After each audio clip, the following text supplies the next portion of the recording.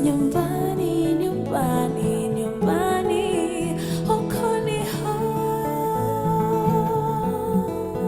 This is Nyumbani, Nyumbani, Nyumbani, Hokoni home.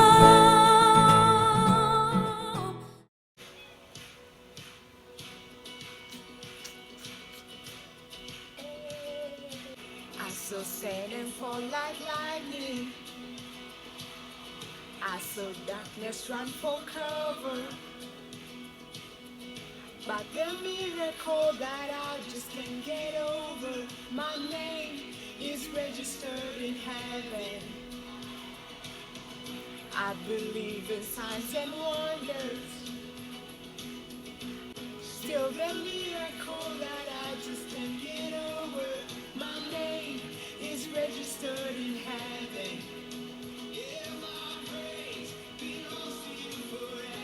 Okay. Uhoroooo Andu house, I hope you are all doing well. On today's video, I'm going to be telling you 4 questions that will help you narrow in areas that you are most interested in. Now, first of all, I need you guys to do this, yeah? For any single person who does a chit chat while they get ready, while they do their makeup, because I have tried that. And I can't do it for now. Let me just leave it at that, all right? So the first question that you're supposed to ask yourself is, can I handle the pain of the task easier than most people? Now, I bet by now we can all agree that as long as you are a living being and you live on earth, problems will exist. Okay? Now, I don't know if you know this, but by the kind of values that you choose to have and the kind of road that you take, for example, the kind of interest that you choose to follow, you can get to choose at least 85% of the problems in your life. For instance, if you value friendship, if you value family, you get to deal with problems related to that. Now, why am I telling you to do this? Because I do not want you to give up once you start doing something that you are really interested in, simply because you come across obstacles. Problems in this world are inevitable, okay? We all face them. For instance, guys, the batteries on my lighting died. Guys, I had to wait for a few more hours for it to charge and then start again. For me to give you these lessons, for me to do book reviews, it's a process, guys. Reading may not be difficult, but then, guys, I read a book and then I have to let my mind process for like 2 weeks. Before now, I go back to the book and then get a summary of the book, and then after that, summarize my notes, and go through my notes for a whole week as I do research on whether these lessons are actually true, or just be able to deliver the best review. It's quite a process. If someone else who is interested in a different field hears this, is going to be like, oh my goodness, I cannot deal with such problems. But to me, I can be able to just be like, okay, Stella, this happens in this field, just keep going, okay? So always ask yourself, which passion do I have that hurts me less than it hurts other people? Cool. Question number 2. What are you constantly having the desire to do despite how uncomfortable it is for you to do it? Guys, now I know conventional wisdom says that something is supposed to come natural to you, so you expect that once you start doing something that you have such a great interest in, comes in so easily. But guys, let me tell you, ask me, guys, you literally have to do so much that is uncomfortable. For instance, guys, I love to learn and I love to share knowledge. I'm not saying that this is my passion, but I'm pretty sure this is part of the bigger picture. Now, how do I share these lessons? I post videos, I do book reviews, and I post these lessons. Guys, now listen, it's not as easy for me to actually just sit here and record something that take one straight. Haibo.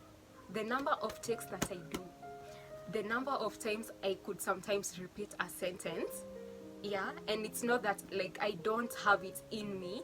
I do. It's just that it's not something that I'm going to be able to get it handed over to me after 3 trials, heck, even after a month, guys. You literally have to work.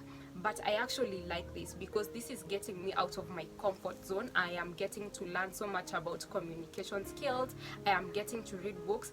Actually, I did read one of these books that I read was for me to be able to deliver the message to you guys in a better way. How to develop self-confidence and influence people by public speaking. This is by Dale Carnegie. Okay. Okay. So you see, guys, I'm not at all comfortable doing this is stretching me and I'm growing. So whatever it is that you're doing right now in your career, in your interest, in your passion, it may be stretching you and you feel as though I'm so uncomfortable, but that's good, because that way you're going to grow. All right, that question that you should ask yourself: what does not leave me alone? Guys, I could actually just say, I give up. I'm just going to go read my book and then watch TV and do whatever else that people do at their free time. But the thing is, guys, I will not be at peace. Something in the back of my mind will keep telling me, Stella, do this, do this, do this. Okay? You will realize that you're using so much effort to try to push this thing, this desire, to just stop and leave you by your own business, guys. Guys, let me tell you, if God says this is what He wants you to do, no matter how you run, whichever place you run to, yeah, that thing is going to find you. Okay? I don't know if this is related at all, but let me tell you. So I love to read as a young kid. I have always loved to read bedtime stories, Goosebumps when I was in primary, went to high school and I did not have access to Goosebumps. So what did I do? Guys, I took an exercise book. I wrote a scary story. If any of you have read Goosebumps, they are actually scary stories. So I wrote a scary story that filled the whole book, and you could not tell me anything because I was an author from then on.